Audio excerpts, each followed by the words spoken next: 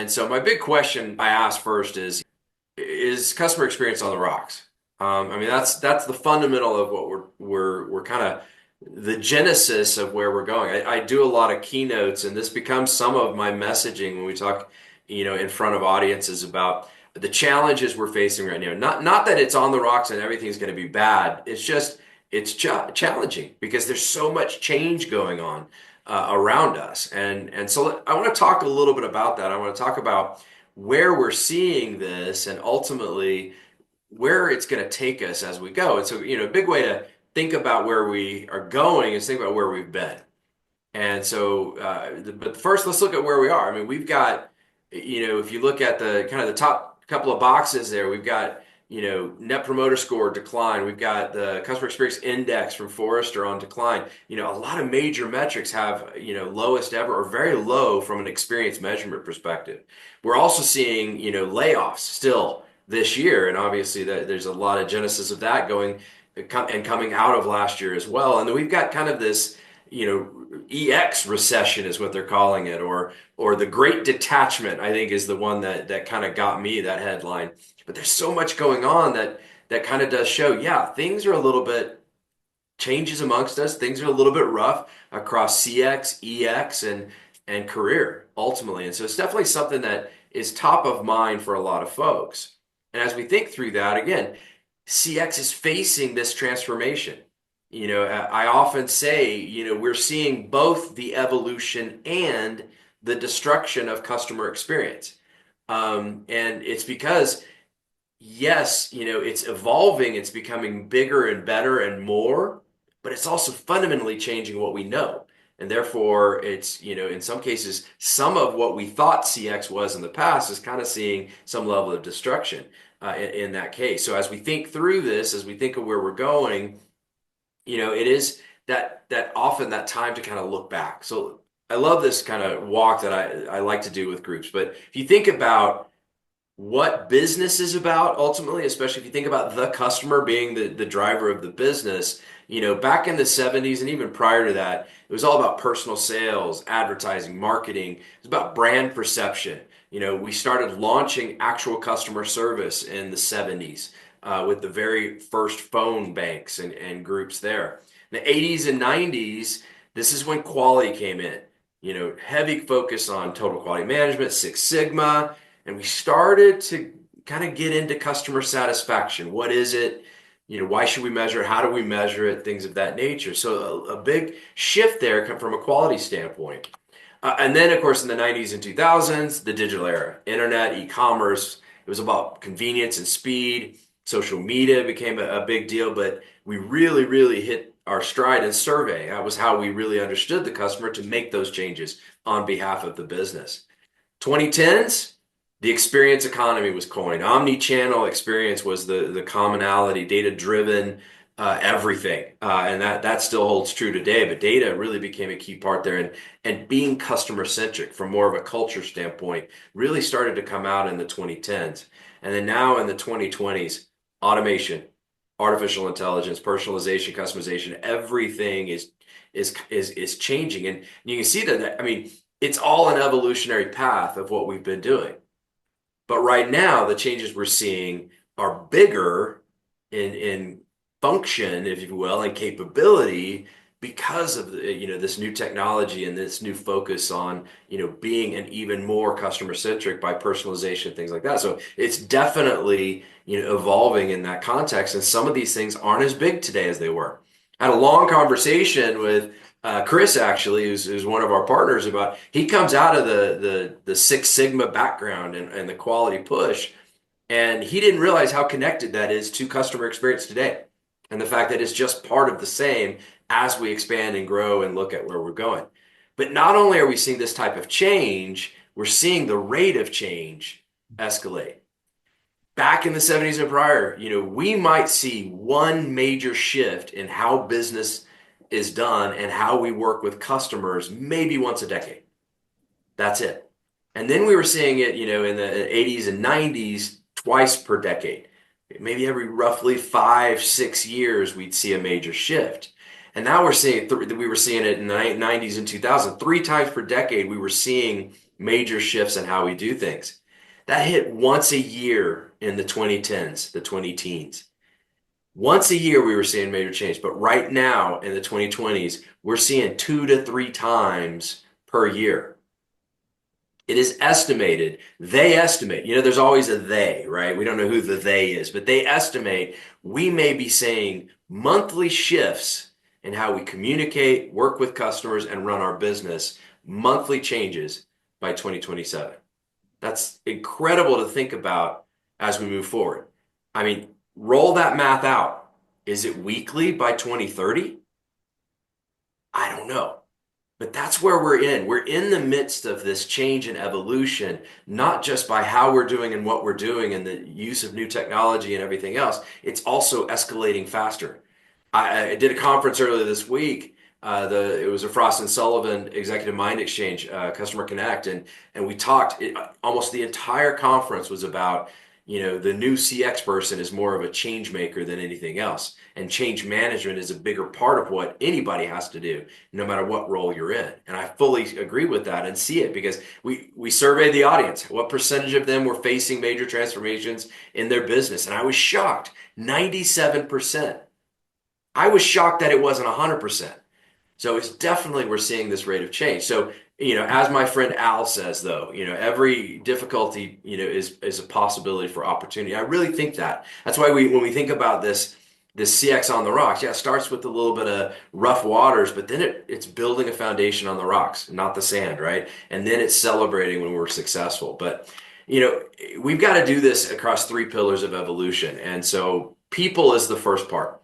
We are all people, our, employees, who we work with, our peers, and the past of what we were able to accomplish and what we did was really about divide and conquer. It was more about departmental silos, even separating task and work in the past because it was individually task focused. I did my piece and then I handed it off, right? That was how business was run forever. The future, it's about integrated purpose, having shared strategies of how to do things, and then ultimately having a more journey focus across the different touch points, so across the different business components and driving that at that level. So that's people, right? And we have to do that for our, organizations because again, we're all going to do this together. We're not going to do it in silos anymore. Because you think about it, then the next pillar of evolution is process. In the past, very specific surveys and metrics. Maybe even over dependency, I think, on surveys and metrics. Data was siloed. We were very reactive improvements. We'd take a survey, we'd go do some work, and then we'd hopefully see an improvement from that result. Now, the future, where we're going, we have to predict the experience as it's happening. So we understand what direction is someone going? Are they going down the happy path or not? We've got to be able to predict things like effort and even to a certain extent loyalty and satisfaction as well. Again, it's about integrating cloud data, about integrating all the context across our business, and again, being proactive and empowered to drive change. That's the future. That's how processes have to work, is being, proactive and driving change through that process. Third pillar is platform. The past was about purpose-built technology because it was all about standardization and scalability. We'd go buy a piece of technology to do something, and it did that thing, and that's all it did, and so forth. But now we have to have integrated technology platforms because our AI technology needs to stitch it together. We have personalized experiences that we're looking to drive. We kind of already talked about that, but this is where we're going in the context of change across these 3 areas. And to do that, we've got to evolve. And this really kind of comes down to where we're hoping the CX on the Rocks collective can help each other and help you is across people. Help be connectors, influencers, collaboration leaders, drive change from within the organization. As I said earlier, I think a CX practitioner in the future will be more of a change manager of the business, using the data to figure out what needs to be changed and then working across the organization to do it. Well, to do that, you got to be connectors, influencers, and create collaboration opportunities. Process, again, we got to be analysts. We almost have to be data scientists now based on that. Now, the good news is the tools will help you do that, but we have to be able to predict that experience. We have to really focus on ROI. And in fact, next week's session on getting the C-suite involved, the executives involved in customer experience, Jeannie Walters, expert in the field, is going to really talk about getting buy-in from the executives in a big part by ROI calculation.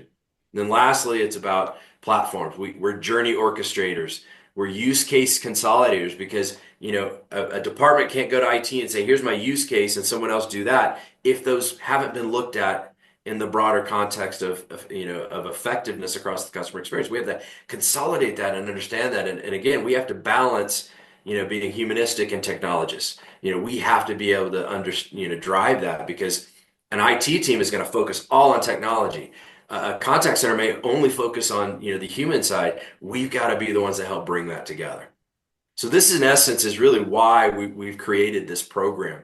And it's an opportunity for us as we think about, you know, uh, this opportunity to learn and share and grow together to do just that.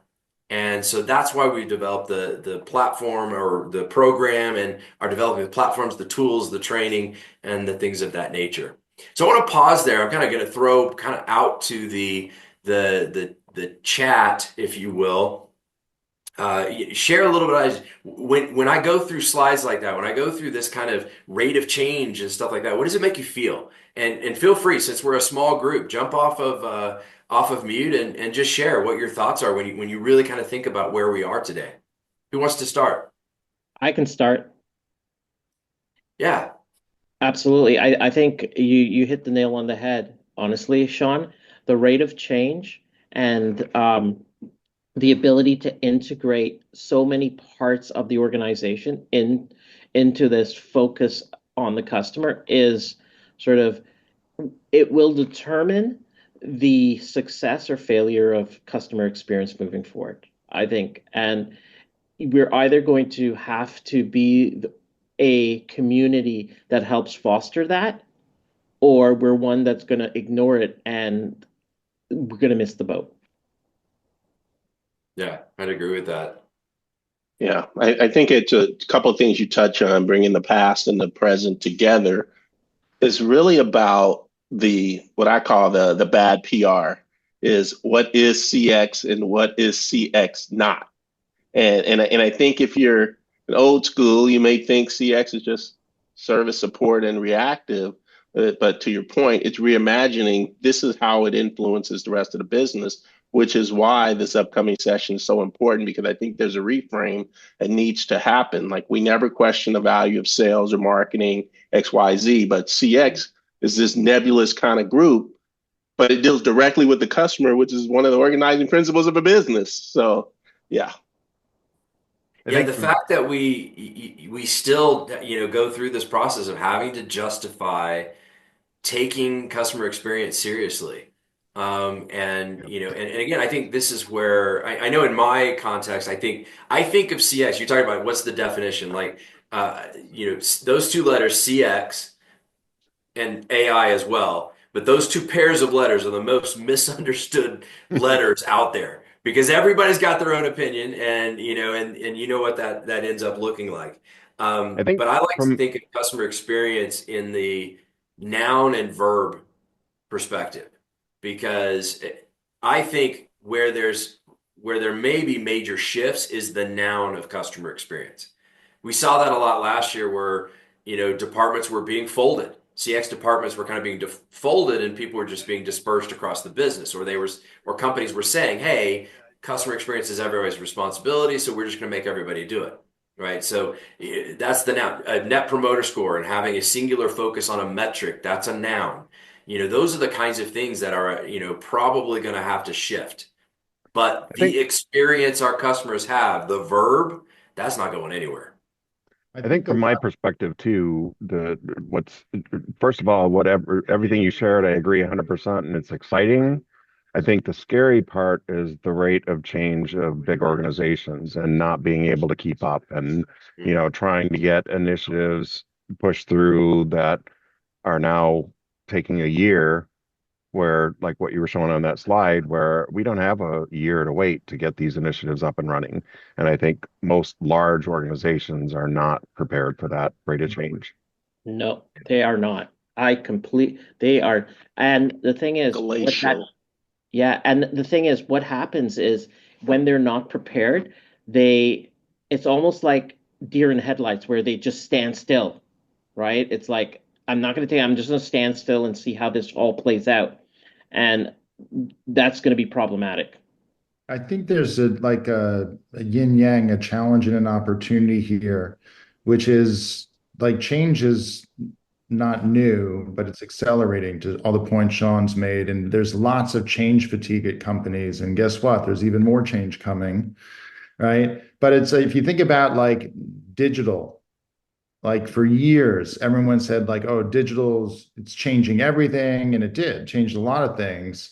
But it became so pervasive that what did it mean to say like I remember being at a conference once and someone got up and said if anyone's title is head of digital, they should be fired. And Oh, like, and the next person after him was like, "Oh shit, my title is SVP Digital." And like, and he's like, "You can come work for me."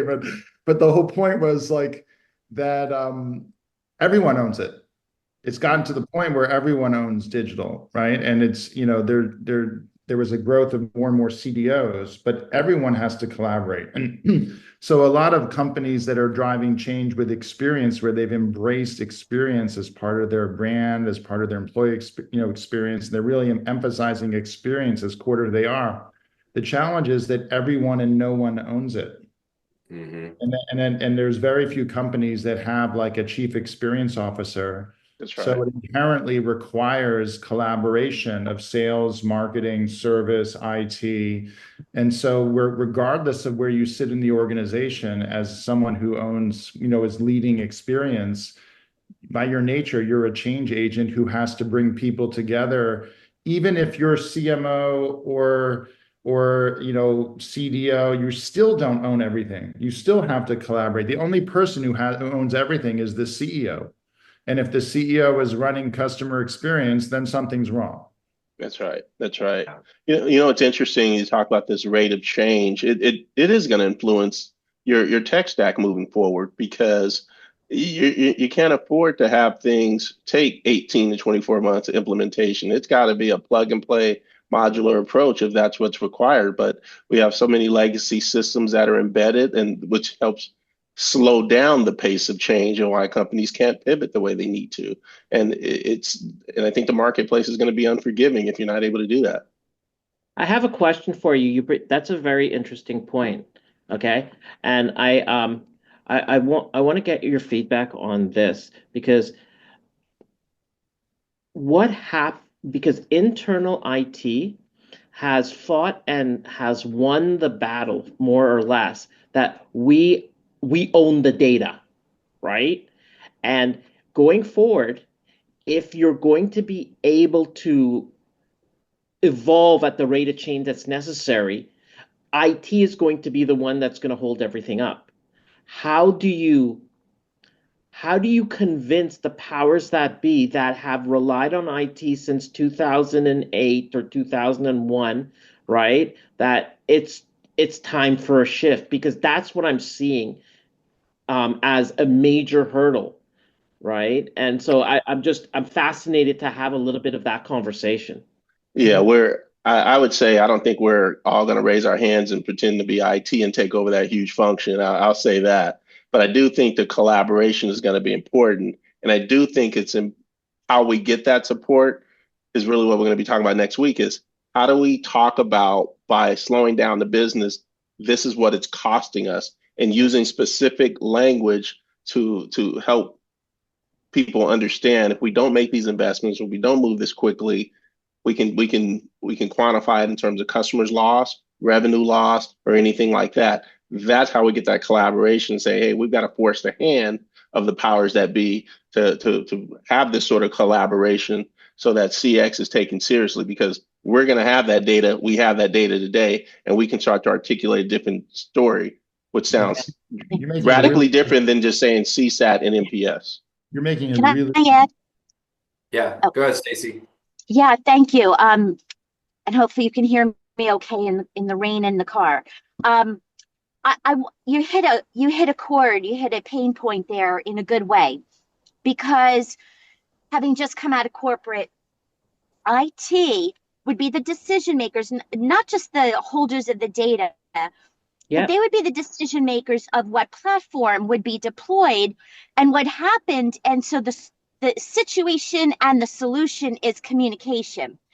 Because if IT had come to my team and said, hey, we're going to use this technology, tell us your requirements, then we would be able to have saved costs and deployed quickly. So it's more than just they're the keepers of the data.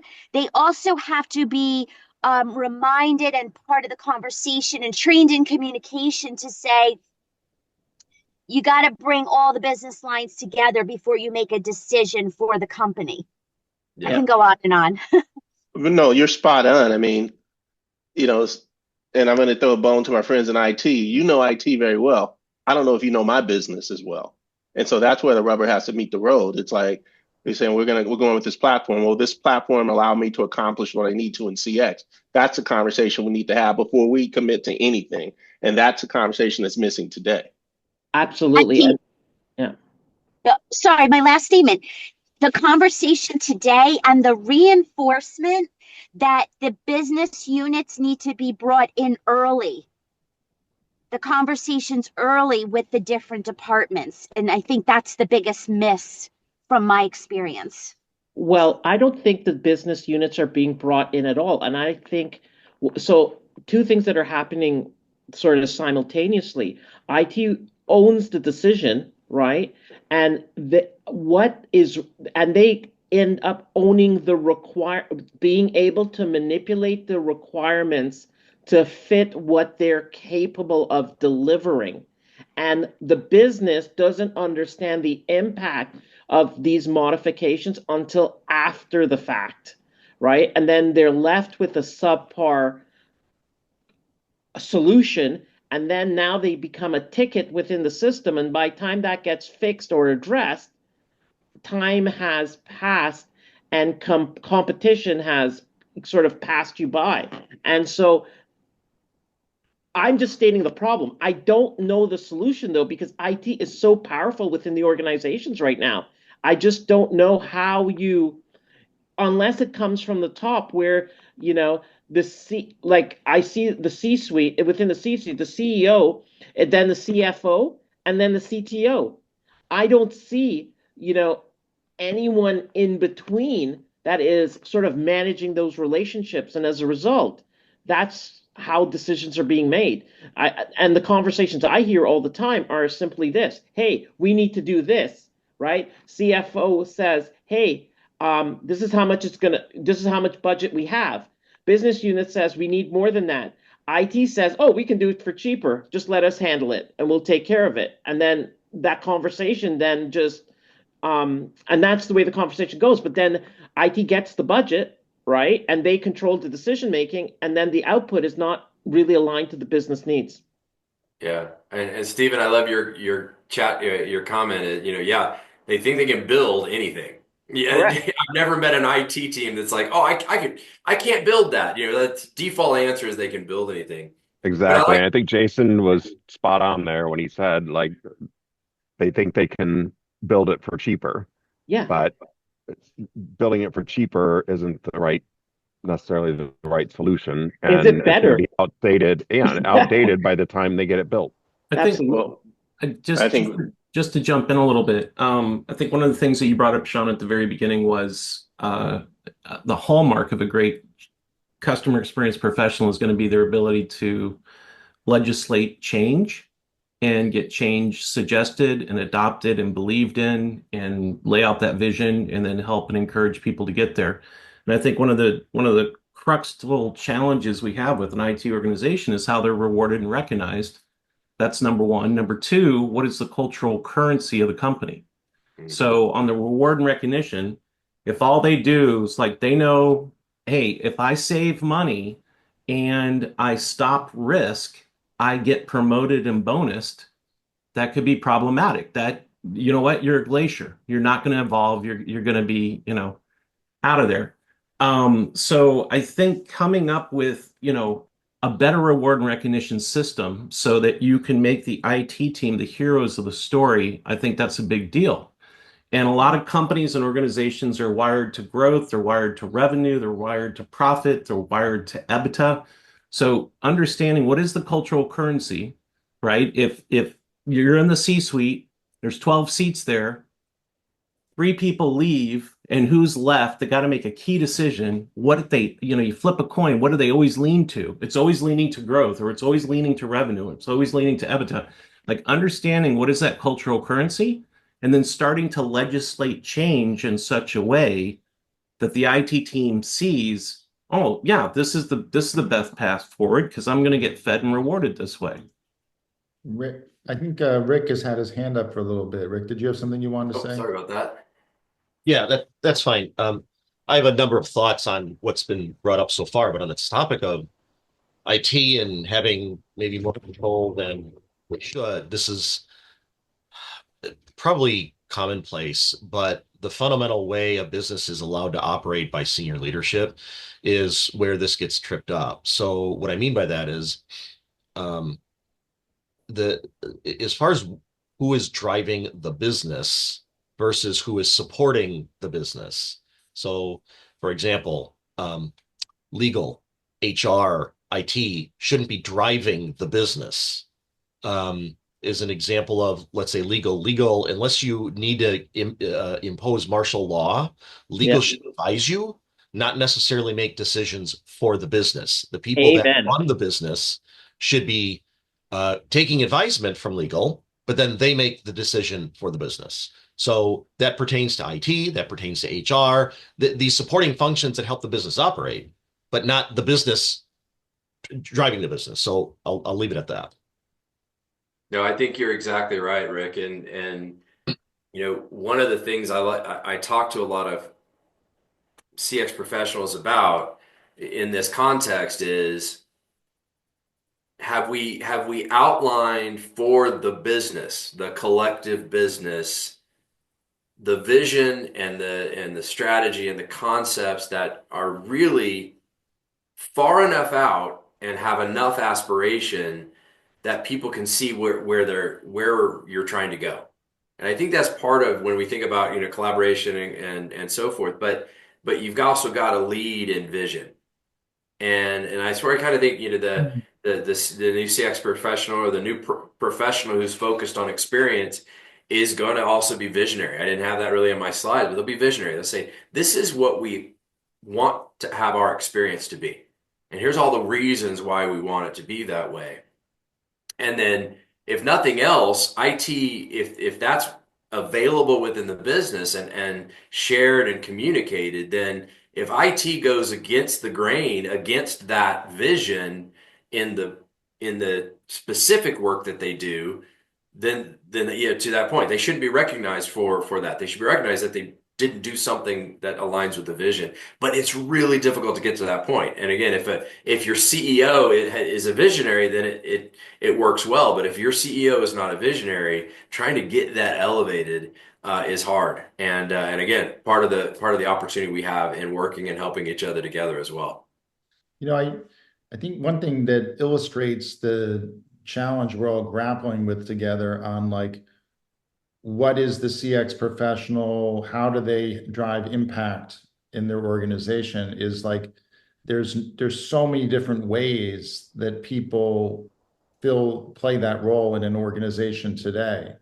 In terms of where it reports in the organization, what skills those people are expected to have, how big the team is, what it focuses on. In many cases, it sits in many different parts of the organization. And there's I had one client in the tech space where someone said, I'm in charge of a CX. And someone else said, no, I'm in charge of CX. And there were literally three executives who said they owned it. And there were six different groups in the organization that said they were doing CX. And it did an analysis in LinkedIn. There were over 100,000 people at organizations with more than 200 people that had experience in their title. Right. And the problem is there were literally hundreds of different titles. So there's no standards for what customer experience means in a company, like you were talking about the definition. So as an experienced professional who's trying to find their way and drive impact and drive influence, it's like we're making it up as we go along because there's Yeah. no standard career path and what way of getting it done. Right. Yeah. We're as a collective, we're helping, people navigate and get the skills they need, but also, helping collectively each other drive change and move the industry forward in a positive direction. Yeah. Rick, did you want to add something? Yeah, this is one of the things that gnaws away at me within CX is uh, the it's relatively a young, as we call it today, a young discipline. And when you compare it, let's say, to project management, so Project Management Institute has it feels much more, it feels tighter in terms of how the business world views it, what it does. And there's a lot to unpack here. We're not going to solve it all today. But when you think, I liken this to, see if this analogy resonates, to the history of England and the UK, where over the course of hundreds of years, there's these clans, these rival clans, and that feels like CX today, where over time, and literally hundreds of years, where it finally becomes this united kingdom, and it's still not fully united.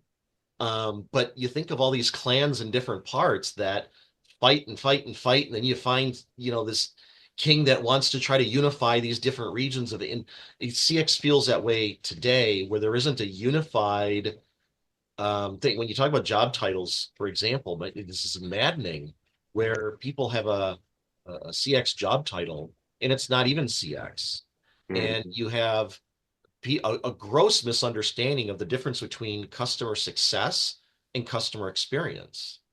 Sure. And so a lot of this comes into play where if you think if you're a senior leader and you really just don't get it, and you don't necessarily have to understand the minutia and the day to day and what a practitioner, the value a good practitioner can bring to this to the business, you still have the leader saying, okay, well, it doesn't even seem like it's well defined. So I'm not going to bother with that because finance is well defined, accounting is well defined. I got HR processes I have to comply with from a state to state level that are by law. And then CX is like somebody said it earlier, like this nebulous space of whatever. So there's a lot to unpack there, but until the CX world it comes closer together to be less of these fighting factions like historical England and comes together to be more of a united front, it's going to be a long journey.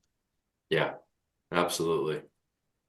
And that is a great segue. So this has been a great discussion, and again, we're not going to solve everything overnight, but it kind of talks about it. These are some of the things that we're put here to help with. And in fact, our approach, just for everybody's edification, from that perspective, is we want to partner with all the other CX programs, CXPA and Accelerate CX and different other communities out there. So I'm constantly reaching out and working with and talking to these because the more we can come together, and to that extent, Rick, you really hit it strongly about, the more that we can come together in the commonalities and work through the differences, the more we'll be able to, create some validation, if you will, in where we're going and what we're doing. Anybody you ask at a leadership level will begrudgingly admit creating better experiences for customers is better for the customer and for the company. They'll agree to that. The detail is how, right? How do we do that? How do we make those kind of changes? So I want to shift gears just a little bit. We're kind of at the point now where we're wrapping, getting close to the 45-minute spot. But I want to share with you a little bit about the community that we're launching, the online platform we're launching next week. So I'm going to share my screen again. Here we go. So as of I think it'll be Monday or Tuesday next week, we'll have this. This will be the landing page on the current website, cxontherocks.com. all straight through in one word, cxontherocks.com. And this is kind of going to be the navigation homepage for where we are, about talking a little bit of what we do and where we're going. Some of this recording will probably replace the one that's up there right now, but we've got kind of partnerships, some of the opportunities we have, where we're going from here, what makes us special. So this is kind of the marketing site from that perspective. We got some testimonials as well, but this is kind of the marketing side of or the marketing component. We've got information here about our consultants, those some of which are on the call today. Where we can learn a little bit more about who's part of this program, who can you talk to, who can provide you assistance and help through the process. Jason, no offense, it's alphabetical by last name. This is not, I didn't put you at the end for anything other than that. But a little bit about that, and then of course you can contact and join. And when you join, although a lot of people have shown interest in the program, we'll be sending this out to have you join the program, to actually have you sign up to be part of this online community, a little bit more about who you are and a little bit even about where you live in case eventually we do some in-person sessions. In fact, we talked about partnering with Accelerate CX to do some in-person local events as well. So some opportunity there and from that perspective. So once you join, then you're able to get into the program itself. And so I think I'm logged in here. We're starting with, of course, it's complimentary everywhere. There are going to be tiers of opportunity in the future from that perspective. But as you log into the community, now you're into the platform that is our community. We'll have newsletters on here, and let me just kind of give a quick tour of where we are.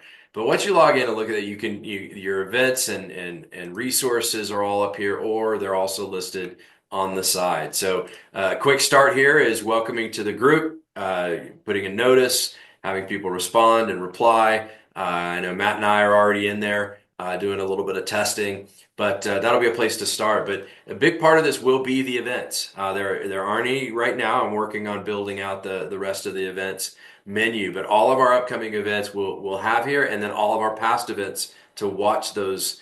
The recordings of those events will be in here as well. So events will be a big part of what we do from a virtual event perspective. Eventually, we'll have face-to-face events as we grow. The next will be content. These will be articles. These will be podcasts. These will be videos. Just any content that you want to share or we'll share with you will be in this content section. Then there's the opportunity to chat, and this is like a Slack channel to chat and message different people, especially if they're local in your area that you want to go through that. And then ultimately we have kind of a support channel if you have issues with the location. Again, consultants will be also through this process here as well. You can always grab time, with a consultant to meet with them and ask them the questions you're facing and learn hopefully from them and share into the community as well. But that's just a little bit of a sneak peek, if you will, of what's coming out next week. I look forward to everybody signing up for that and participating in their loading content and engaging in conversation through the program as well. So I wanted to, in the last few minutes we've got as we kind of wrap up, as we've talked a little bit about the challenges and to that extent why we're doing what we're doing, I want to open it up to questions about the community and maybe about why we're doing it, or even other questions about what's the makeup of the program going to be. I just want to spend a few minutes and allow for anyone to just kind of ask questions about where we're going and what we're trying to do. Hey, Jason. I have one question I'd love to ask is, how can we do more of these where we sit down as a team and collaborate and talk about sort of the challenges that we're encountering and how we can work together as a team to push our agenda, which we believe is the right agenda, forward? Mm-hmm. Yeah, so here's my early answer to that. That is actually on the radar for an ongoing opportunity for dialogue. So right now we launched our monthly meetings. So once a month we have kind of everybody comes together. We have a special speaker, and then we do breakout rooms. And then we also started launching innovation foundation sessions, and these are specific topics, very educational and solution based topics as well. The third item to launch are going to be more of the open office hours. These are going to be like this open dialogue about top challenges, top opportunities, things of that nature. A little less scripted, if you will. Those open office hours. Those are the third pieces that we're going to add as we kind of mature this the muscle of this program to provide that. And I'm really excited about all three of those kind of levels of interaction. But yeah, so the monthly meeting, the innovation foundation sessions, and then yeah, these open office hours, being able to really jump into top challenges or opportunities and dialogue together. I guess let me throw a question back to you. Would you say that's better to do on a monthly basis, every other week, or weekly? I think a nice monthly reconnect is a really nice way to, to talk to each other and to understand the wins and to motivate each other and to keep each other engaged. Because I think a lot of us are sort of single practitioners or work in small teams, and it's nice to be able to have this dialogue with other folks and to build, because one of the things that I think can come out of this if it's done right is this sense of family where we may not be we may not be working in the same business streams, but we feel like we have support amongst each other so that even if business opportunities come up or even challenges, we can bring them to the table and have a community of like-minded people who are interested in the best for each other and helping each other succeed. I think it's good for all of us as a community. Agreed. There was a one of the challenges that I think we will grapple with is how do you build community at scale, right? Because we could have this type of conversation that works really well in a smaller group. The moment you get hundreds of people into that conversation, it becomes more like a Slack conversation or a LinkedIn group conversation. And it's really hard to have that type of meaningful dialogue at scale in something like that unless we, were to get maybe like our folks to moderate it, where like they're engaging and like seeing the questions. But we really have to build a culture like companies have Slack cultures where they use it. And a lot of companies, it just no one engages. And so it just kind of withers, right? Yeah. So we'd have to think about like beyond the things you mentioned, Sean, in terms of like, which I think is great, like the foundational content, the office hours, the featured speakers, like all that programming, but that isn't really a community dialogue. Those are focused discussions. And to like Jason's point, how do we get together and drive more of a community around it? Maybe it's part of the monthly sessions, where we have a portion of it in more open dialogue or maybe we do want to have some kind of conversational in the platform but for that to work, we would have to build a culture as a collective where people are actively engaging the conversation. If people posted something, there's the right norms of behavior and people get a response when they post. Yeah. Yeah. And that's I think those are all the things that as we grow and as we start to commit resources and structure to it, we need to take into consideration because we need to have as much of that on the emotional connection as well as the content for sure, and that's a key. I think a couple things from my perspective too, and I don't know how you necessarily control for some of this, but as we were kind of talking through this conversation too, that everybody thinks they're CX and everybody's at a different place on their journey. And so would want to be careful about like with some of the other groups and platforms and all that, it's so basic and they're arguing over MPS versus CSAT and things like that, that it's That's not the worth the worst time. argument in the Yes, world. Sorry, exactly, I have to jump in exactly, and have a good laugh. Continue. exactly. So I that's why I don't participate in some of the other boards because I go in there and it's like CX 101 and I want to talk about much more futuristic where the industry's headed and all that. The other thing I would throw out there too is just a watch out and to be careful because see that a lot of the people in this group right now are consultants. And Mhm. I think there needs to be a balance of like it shouldn't feel like this is a sales pitch that you're going to join this community and you're going to have 10 consultants try to contact you to sell their services. Yeah, absolutely.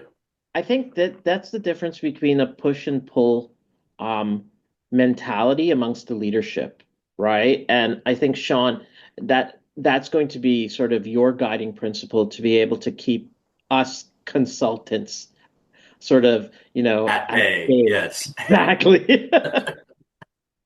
No, absolutely. And that we're even as we talk to potential sponsors, we're being very specific that, this is not a list selling of contacts, from sponsors. We're being very conservative around that as we move forward. It does mean, um, it does mean, and this is where the challenge comes in. It does mean that, to fund things without basically, sponsors getting lists and buying lists, we have to find ways to fund internally. And so that's a bigger, part of it. And we're not gonna, we're not gonna look for any sort of memberships until the fall if we've proven the value is here and as we go forward. And until then, it's really about, getting as much value or providing as much value as we can and getting as much involvement and overcoming some of those potential challenges. But yeah, all key messages for sure.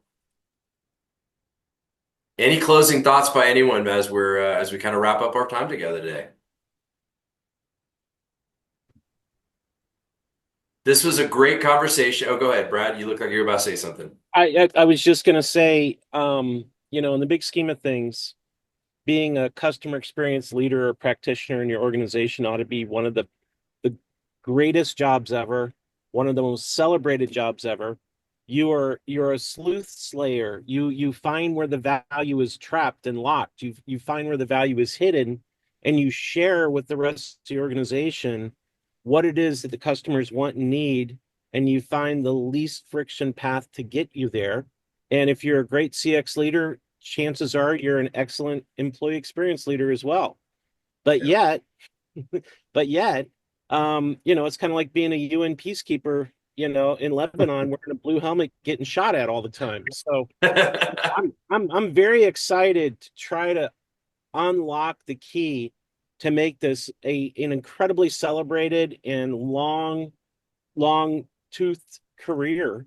Once you declare customer experience as your major, it ought to have a huge payday, right? Yeah, And so I'm excited about this endeavor. I'm excited about this community and trying to unlock that cipher again.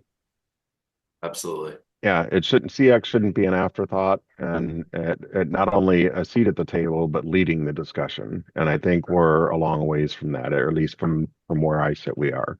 But I will say, Sean, that like I've been on a few of these now, and every one of them I found extremely valuable. So I'm really excited about this community. So can we lead that shift, Stephen? So the goal is Brad and Stephen. I think you guys both hit the nail on the head. Our our ultimate aim should be how to change organizations' viewpoint on the importance of understanding and creating experiences that really resonate with customers. Absolutely. I agree, and I think like again with CX being watered down over the years, and the whole idea of like, and our company is in very similar boat as others, is the CEO goes out on stage and declares we're customer centric, but you can't just talk the talk and not walk the walk. Yep. Exactly. And if you truly are, the metrics should reflect it. Right. Yep. Awesome. But is it MPS or CSAT? Here, I'll thumb wrestle you for it. Yeah. All right. Well, on that note, thank you so much for all the participation in the conversation today. This was a great session. We'll continue these. This will be a periodic kind of like this dialogue, and Jason, I like your once a month, kind of the open office hours opportunity here. So it's not always curated data. And I definitely agree with you, Stephen. We're not here for 101 work. We're here for advanced level doctorate degree in customer experience. And that is our objective at the highest level. So that we can get beyond the conversations about NPS or CSAT and talk about how are things changing the experience for the better, Yep. and driving that change. So absolutely. So great. Thank you, everyone. You guys have a great rest of your week, and we will talk soon. Thanks. Bye, everybody. Thank you.